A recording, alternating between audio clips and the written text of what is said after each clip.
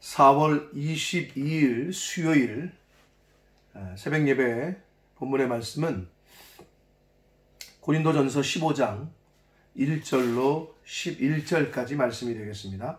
고린도전서 15장 1절로 11절까지의 말씀을 통해서 함께 은혜를 나누도록 하겠습니다. 고린도전서 12장이 은사장, 13장은 사랑장이라고 부른다고 했습니다. 15장은 일명 칭하여 부활장이라고 칭해서 부를 수 있는 그러한 장입니다. 결국 부활장이라는 이름이 왜 붙었냐? 부활에 관련된 그 내용이 많이 나타나고 있기 때문입니다. 바울은 고린도 교회 교인들에게 부활에 대한 이 개념을 다시 한번 정리해 줄 필요성을 느끼게 됐습니다. 그 말은 고린도 교회 내에 예수님의 그 부활하심에 대한 잘못된 개념, 잘못된 생각들을 갖고 있는 사람들이 있었다는 것을 반증합니다. 오늘날에도 이 예수님의 부활은 그때나 지금이나 오늘날까지 가장 이슈가 되는, 기독교에 있어서의 이 부활은 가장 중요한 핵심인 동시에 또 세상 사람들에게 가장 논란거리가 되는 그러한 개념이기도 합니다. 왜냐? 예수님 이전과 이후에 그 누구도 다시 죽었다가 살아난 사람이 없기 때문에 그렇습니다. 그러나 기독교는 부활의 종교입니다.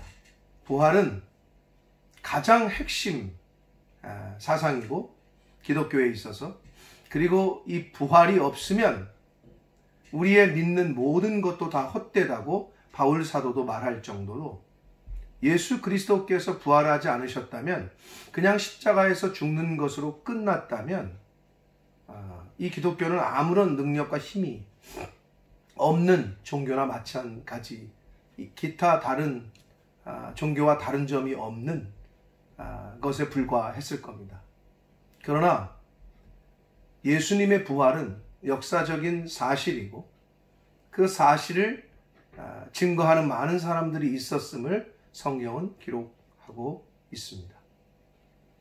그래서 이 부활에 관한 사상을, 개념을 고린도 교인들에게 다시 한번 정리해 줄 필요가 있었기 때문에 바울은 이제 그 15장에서 부활에 대한 이야기를 자세하게 설명을 하고 있습니다. 이거는 고린도 교인들에게만 필요한 것이 아니라 오늘날을, 현대를 사는 저와 여러분에게도, 모든 사람들에게 이 부활에 대한 개념은 굉장히 중요한 것이기 때문에 오늘 본문의 말씀을 통해서 다시 한번 잘 배우는 그런 시간이 되기를 원합니다. 15장 1절 말씀을 봅니다. 형제들아, 내가 너희에게 전한 복음을 너희에게 알게 하노니. 이미 가르쳐 줬다는 거예요. 이미 알려줬다는 거예요. 뭐를? 복음을. 그 중에서도 복음이라고 얘기했는데, 그 복음의 핵심이 예수님에 관한 거고, 예수님의 십자가의 죽음과 부활에 관한 거라는 이야기를 이제 바울은 시작합니다. 이미 알려줬던 그 복음을 다시 한번 그들에게 리마인드 시키고 있어요. 상기시키고 있습니다. 그래서 너희에게 다시 알게 하노니, 이는 너희가 받은 것이요. 이미 받았다는 거죠. 즉 바울이 복음을 전했을 때 그들이 받아들였기 때문에 크리스찬이 됐던 거죠. 그들이 바울이 전한 복음을 듣고 영접했기 때문에 그들이 고린도 교회 교인이 된 거죠. 이는 너희가 받은 것이요 또 그 가운데 선 것이라. 복음을 받아들이고 그 복음 위에 그들이 섰다는 거예요. 2절 말씀을 봅니다. 너희가 만일 내가 전한 그 말을 굳게 지키고 헛되이 믿지 아니하였으면, 굳게 지키고 헛되이 믿지 아니하였으면 그로 말미암아 구원을 받으리라 라고 말씀합니다. 근데 여기서 바울이 전했던 그 복음을 굳게 지키고, 첫 번째, 두 번째, 헛되이 믿지 아니하였으면 이라고 되어 있는데, 이거는 상호 연관성이 있습니다. 즉 굳게 지키지 못했다는 얘기는 헛되이 믿었다는 거예요. 즉 제대로 믿지 않았다는 거죠. 그런데 굳게 지켰다는 얘기는 제대로 믿었다는 얘기야. 헛되이 믿지 아니한 것이 되는 거죠. 잘 믿었다는 거죠. 근데 여기서 굳게 지키고라는 헬라어 단어가 이제 그 카테코라는 단어인데, 여러분 그 단어 자체는 뭐 기억을 못 하셔도 되지만, 굳게 지킨다라는 이 카테코라는 헬라어 단어의 다른 의미가 보유하다, 간직하다 이런 뜻이 있습니다. 그러니까 결국 우리가 잘 믿으려면, 믿음을 잘 간직하려면 하나님의 말씀을 잘 보유해야 돼. 하나님의 말씀을 잘 킵해야 돼요. 간직해야 돼요. 지켜야 돼요. 보유하고 있어야 돼요. 그래야 그 믿음을, 좋은 믿음을 그대로 유지할 수 있다는 거예요. 근데 하나님의 말씀을 간직하지 못하고 보유하지 못하고 킵하지 못하면 믿음이 헛된 믿음이 되어버릴 수밖에 없습니다. 그래서 바울은 고린도 교인들을 향해서 너희들이 내가 전했던 그 복음을 잘 지켰어야만 되고, 그리고 헛되이 믿지 아니하는 것이 되어야만 한다는 거예요. 그래야만 그것으로 말미암아 구원을 받을 수 있기 때문에 그렇다라고 이야기를 하고 있습니다. 그러면서 3절, 내가 받은 것을 먼저 너희에게 전하였다. 즉 부활이라는 개념은, 또 바울이 전했던 복음은 자신도 받았다는 거예요. 누구로부터? 예수 그리스도께로부터. 그거를 그대로 전해줬을 뿐이라는 거예요. 이는 성경대로 그리스도께서 우리 죄를 위하여 죽으시고 그랬습니다. 바울이 전했던 그 복음은 예수님께 받은 것인데, 그것이 그냥 한순간에 되어진 것이 아니라, 그리고 예수 그리스도의 죽음과 십자가의 죽음과 부활이 이미 구약 성경이, 이미 수백 년 전에, 이미 너희들도 잘 아는 구약 성경에 이미 예언되어졌던 그러한 말씀이 성취가 된 거다라고 강조하고 있습니다. 그래서 우리 죄를 위하여 십자가에서 죽으시고 장사 지낸 바 되셨다가 성경대로, 말씀대로, 예언되어져 있던 대로 3일 만에, 사흘 만에 다시 살아나셨다.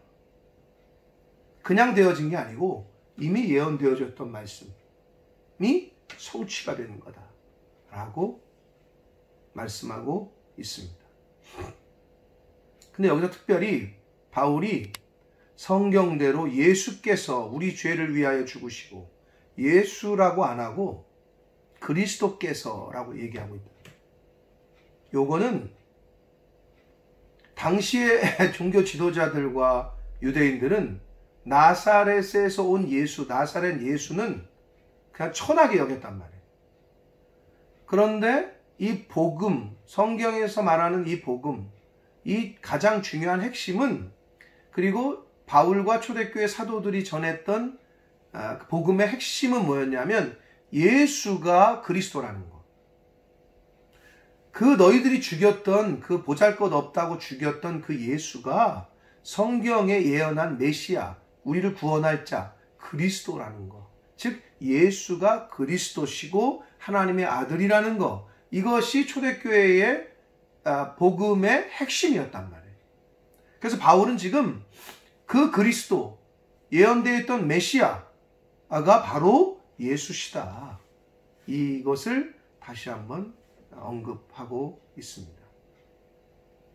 그래서 부활하셨던 예수님이, 그 그리스도가 첫 번째 게바에게 보이셨다. 그리고 12제자, 그리고 500여 형제, 뭐 이렇게 나가고 있잖아요. 근데 사실은 처음에는 여자들이 먼저 봤죠. 그리고 엠마오로 가는 두 제자. 순서는 그래요. 근데 여기서 특별히 게바에게 보이시고가 제일 먼저 나와요. 사실 여러 가지 의미와 의도가 있습니다. 일단 베드로는 당시 초대교회에 가장 인정받는 사도였고, 또 예수님 편에서 볼 때는 수제자였지만, 가장 최측근이었지만 자신을 배신하고 도망친 그러한 제자였잖아요. 예수 그리스도의 부활은 결국 어떤 의미가 있냐? 죄 짓고 도망쳤던, 배신하고 도망쳤던 베드로를 예수님이 친히 찾아가셔서 너 다시 내 양을 먹여라, 내 양을 치라, 내 양을 먹여라, 다시 한번 불러주시는 용서와 화해의 이미지가 있는 것이 바로 부활이라는 거예요. 예수님이 부활하심으로 말미암아 죄인된 인간이 이제 사망, 영원히 죽지 않고 부활해서 하나님과 멀어졌던 그 관계를 다시 회복하는 것. 하나님이 용서해 주시고 다시 그 관계가 회복되는 것. 그것이 예수 그리스도의 부활에 또 숨겨진 의미라는 겁니다. 그래서 첫 번째로 게바, 즉 베드로를 언급하고 있습니다. 그리고 12제자, 그 다음에 500여 형제에게 일시에 보이셨다. 500명이 넘는 형제들, 그 중에 대다수는 살아있고 어떤 사람은 잠들었다. 죽은 거를 이렇게 표현합니다. 그리고 그 후에 야고보, 이건 주의 형제, 예수님의 형제였던 야고보에게 보이셨고, 그 후에 모든 사도에게, 여기서 모든 사도는 초대교회의 예수 그리스도의 부활하심을 직접 목격하고 복음 선포자, 복음 전하는 자가 됐던 모든 사람들을 통칭해서 사도라고 이렇게 칭하고 있습니다. 그리고 8절 나중에 맨 마지막으로 만삭되지 못하여 난 자 같은 자신에게도, 즉 바울 자신에게도 보이셨다. 근데 바울은 자신을 만삭되지 못하여 난 자 같은 자라고 표현하고 있습니다. 즉 12제자, 베드로와 12제자들은, 베드로를 포함한 12제자는 말 그대로 10달 꽉 차가지고 제대로 태어난 아이라면 자신은 조수가라는 거예요. 미수가. 그렇게 자신을 이렇게 낮춰서 보고 있습니다. 굉장히 바울의 겸손한 자세. 근데 그도 그럴 것이, 또 9절에 보면 나는 사도 중에 가장 작은 자라 이렇게 표현하는 이유는 순서적으로도 그렇지만 자신이 예수님을 믿는 사람들을 핍박하고 기독교를 핍박하고 했던 역할을 했던 사람이잖아요. 자신의 어떤 죄에 대한 그것을 자신이 인식하고, 그럼에도 하나님이 자신을 불러주셔서 이렇게 하고 있다라는 그런 입장에서 바울은 만삭되지 못한 자라는 표현을 쓰고 있고, 사도 중에 가장 작은 자다라는 표현을 쓰고 있습니다.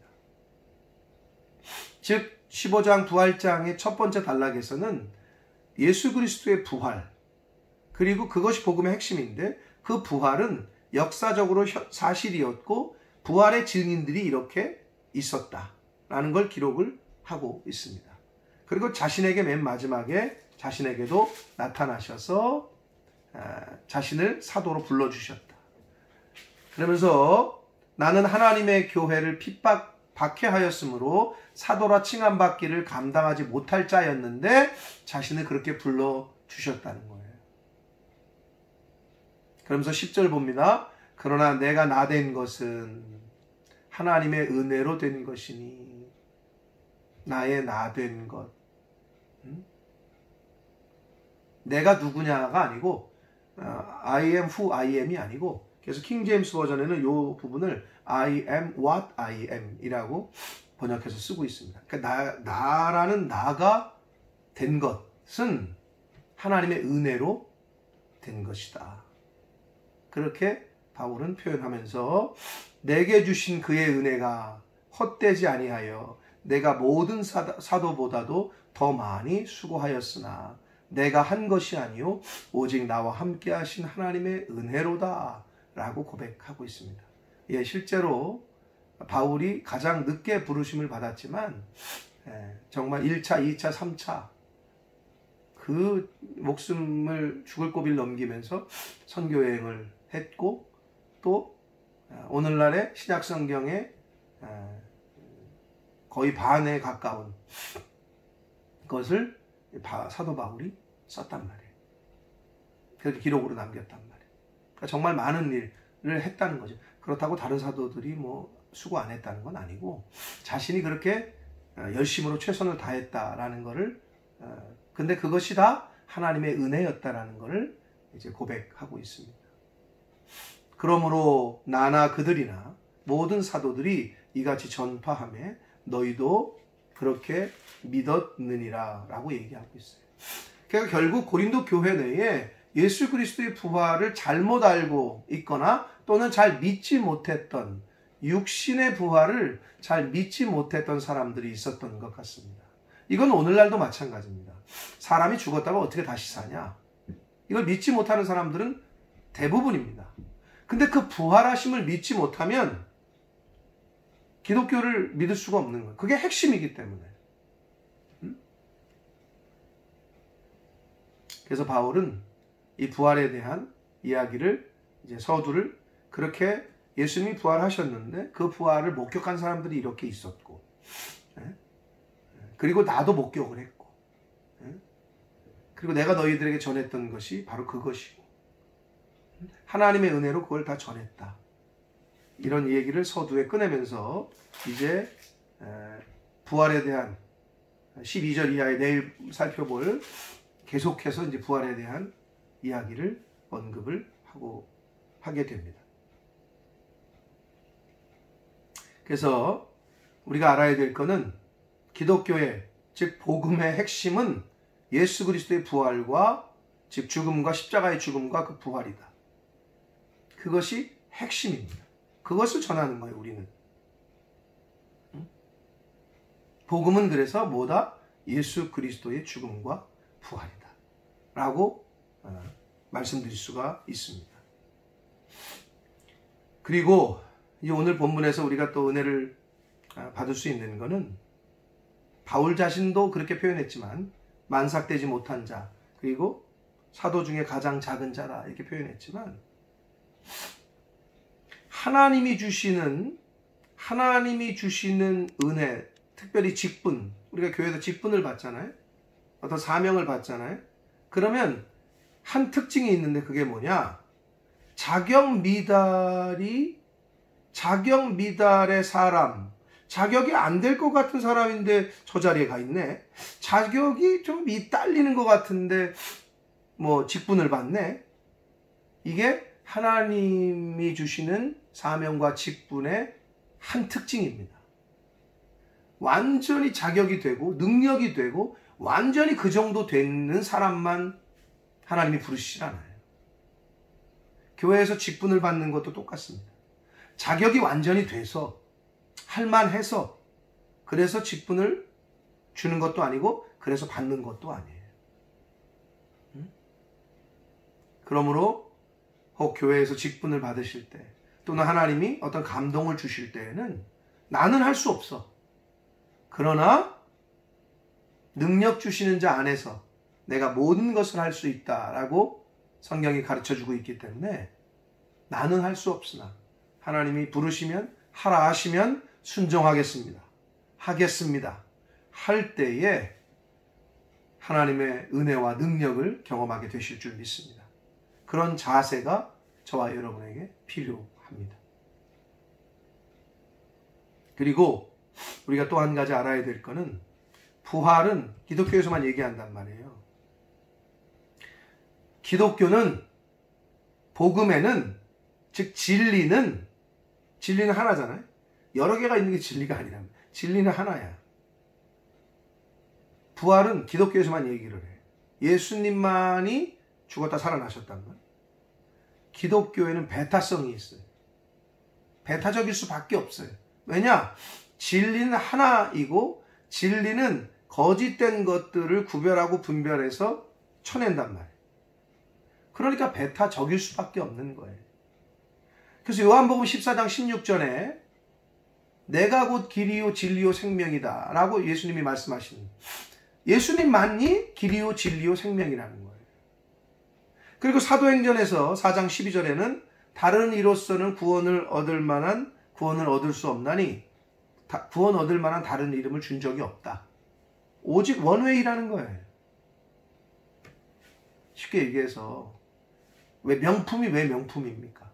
샤넬, 프라다, 구찌, 그게 오리지널이 있기 때문에 가짜가 있는 거 아니에요. 이미테이션들이.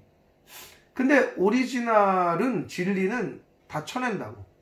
가짜는 다 쳐내게 구별한다고. 복음은 진리요. 근데 진리는 하나예요. 예수님만이 원웨이요. 예수님만이 오직 진리요, 길이요, 진리요, 생명이다. 예수님만이, 예수 그리스도의 이름으로만이 구원을 얻을 수 있다라고 성경은 가르칩니다. 여러분, 부활은 역사적인 사실입니다. 나는 못 봤는데 여러분은 못 봤죠. 그 당시 사람이 아니니까. 근데 그 당시 사람들이 봤다고 성경은 기록하고 있는 거란 말이에요. 그러므로 결국은 이 기록을 믿으냐 말 거냐에 또 봉착하게 되는데, 여러분 간단합니다. 뭐 주변을 돌아보면 다 우리는 기록을 믿는 거예요. 몇 년 전에 무슨 일이 일어났다. 1980년에 무슨 일이 일어났고, 1919년에 무슨 일이 일어났고, 1945년에 해방이 일어났고, 우리는 경험하지 못했어요. 근데 그 기록을 믿고 있는 것 뿐이에요. 근데 이 성경이 그럼 얼마나 신빙성이 있느냐 하는 문제인데, 오늘 이 시간에 이거를 또 얘기할 수는 없어요. 궁금하신 분은 저한테 연락을 하세요. 왜 성경이 그리고 요즘 자료들이 너무 많아요. 왜 성경이 얼마나 신빙성이 있고 그 어떤 역사적인 기록보다 사실인가를 객관적으로 증명할 수 있는 것은 너무 많이 있습니다. 여러분, 부활은 역사적인 사실입니다. 예수 그리스도께서 부활의 첫 열매가 되셨기에 그 예수 그리스도를 믿는 저와 여러분도 다시 둘째 열매로 부활하게 될 줄 믿습니다. 그 부활의 믿음으로 오늘 하루를 살아가시고 그 부활을, 그 복음을 잘 전하며 살아가는 저와 여러분의 남은 인생이 되시기를 예수 그리스도 이름으로 축복합니다. 기도하겠습니다. 살아계신 하나님 아버지, 오늘도 새날 주시고 생명을 연장시켜 주시고 건강 주시고 하루를 시작하며 하나님 앞에 말씀을 전하고 들으며 또 기도하며 하루를 시작하게 해주시니 아버지 감사합니다. 아버지 하나님, 오늘 예수 그리스도의 부활, 예수 그리스도의 십자가의 죽음과 부활, 그 복음의 진리의 핵심을 저희가 오늘 말씀을 통해 들었습니다. 고린도 교회에 예수 그리스도의 부활의 역사성을 의심하는 자들, 잘못 알고 있었던 자들을 향하여 바울은 강하게 교훈하고 있습니다. 오늘날도 마찬가지입니다. 어떻게 사람이 죽었다가 다시 살 수 있느냐? 아버지, 예수님 이전에도 없었고 예수님 이후에도 없었던 그 부활의 사건, 이 예수 그리스도의 부활을 믿을 수 있는 그러한 믿음을 저희들에게 허락해 주시고, 아버지, 그 부활의 복음을 전할 때에 듣는 이들에게 함께 하셔서 예수 그리스도를 통하여, 그 부활하신 예수 그리스도를 통하여 자신도 사망에 눌려있지 않고 죽는 것이 끝이 아니라 자신도 부활할 수 있다고 하는 그 진리를 깨닫고 믿을 수 있는, 그것을 전하는 저희들이 되도록 주님 은혜 내려 주옵소서. 예수 그리스도 이름으로 축복하며 기도 올리옵나이다. 아멘.